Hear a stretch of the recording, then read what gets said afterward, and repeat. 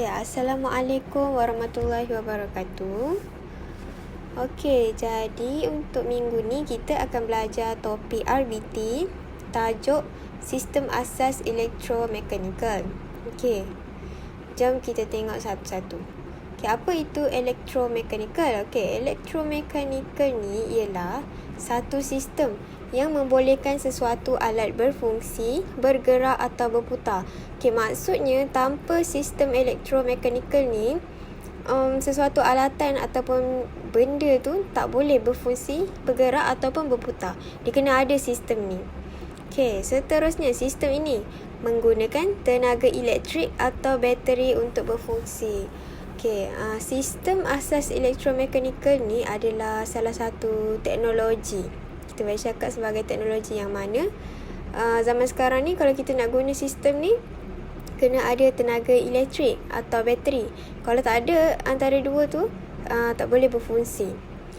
Kenapa cikgu cakap ni teknologi? Sebab pada zaman dahulu ada kita guna motor, gear, tapi kita menggunakan tenaga manusia. Tapi sekarang dengan teknologi zaman sekarang, kita gunakan tenaga elektrik atau bateri. Tak payah dah guna tenaga manusia, kita dah jimat tenaga dekat situ. Ada 3 sistem pergerakan elektromekanikal. Yang pertama, motor dan gear. Yang kedua, motor, takal dan tali sawat. Yang ketiga, motor, gegancu dan rantai. Bukan gincu gegancu dan rantai. Jom kita tengok satu persatu. Yang pertama, motor dan gear. Gear adalah sejenis komponen berputar yang mempunyai gigi pada bahagian luarnya.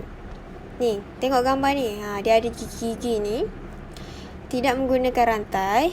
Gear ni tak gunakan rantai. Sebaliknya, gear disambung dengan satu atau lebih gear yang lain untuk membolehkannya berfungsi.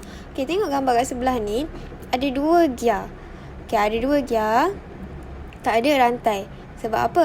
Bila 2 gear ni kita gabungkan sekali, kita letak sekali, nampak ni, dia bertemu dekat sini dan dia berpusing. Dia berpusing apabila bersentuhan. Kalau dia tak bersentuhan, dia tak akan berpusing. Ini ialah contoh motor dan gear. Yang paling simple lah. Sistem paling simple. Cuba kamu tengok contoh sistem motor dan gear dalam alatan ni. Yang pertama, blender. Blender ada guna motor dan gear kat dalam ni. Bila kamu tekan, gear tu pun berpusing. Dan dia akan pusing juga pada blender tu. Kalau kamu stopkan blender tu, pisau kat dalam tu pun berhenti berpusing. Macam tu. Yang kedua, kipas. Sama je konsep dia. Dan yang ketiga, kereta kontrol. Kalau kamu tengok dekat ketiga-tiga contoh ni, tengok blender dia pakai apa? Dia pakai bateri ke pakai elektrik? Dia pakai elektrik. Sama juga dengan kipas, dia pakai elektrik. Tapi kalau kipas, kalau kamu tengok ada kipas tangan yang kamu pegang tu, yang tu pakai bateri, yang kecil tu. Kereta kontrol ni pakai elektrik ke pakai bateri? Pakai bateri. Seterusnya, tengok sistem motor, takal dan tali sawat. Tengok gambar ni, dia bergerak-gerak. Inilah takal. Takal digunakan bersama-sama tali sawat untuk memindahkan gerakan atau kuasa. Ni takal yang bulat ni. Tali yang bergerak-gerak ni ialah tali sawat. Untuk memindahkan gerakan atau kuasa. Maksudnya dia nak angkat barang ke kan? Digunakan dalam lift dan kran untuk memindahkan gerakan kepada gerakan linear. Kita tengok contoh barang yang gunakan sistem ni. Sistem motor, takal dan tali sawat. Yang pertama, kita ada mesin jahit lama. Mesin jahit lama, dia lebih jelas lah. Kalau kamu nak tengok, nampak ni dekat bawah, dekat bahagian kaki tu, kalau dia tekan, kalau siapa yang ada dekat rumah, kat kampung ke ataupun kat rumah dia ada lagi, kalau kamu tekan, kalau kamu perasan tali tu bergerak tau, dia berpusing-pusing. Dekat situlah dia menggunakan sistem ni, sistem motor, takal dan tali sawat ni. Sistem tali sawat. Yang kedua, tengok contoh perigi. Kalau kamu pernah tengok kan perigi kat depan-depan ke, ataupun dalam cerita drama ke, cerita Melayu, ada perigi yang orang tarik sendiri ke, atau pakai mesin, dia menggunakan sistem ni, sistem motor, takal dan tali sawat. Dia nampak ada tali dan dia ada tempat nak pusingnya. Okey, contoh yang ketiga, kita ada kren. Kren ni kamu biasanya nampak dekat, kalau kamu pergi dekat bahagian orang buat bangunan tinggi-tinggi tu, adalah kren tu. Dia gunakan sistem ini. Nampak tu ada tali, dia nak angkat barang berat. Jadi dia gunakan sistem ni. Okey. Sistem yang ketiga ialah motor, gegancu dan rantai. Gegancu. Okey, bukan gincu.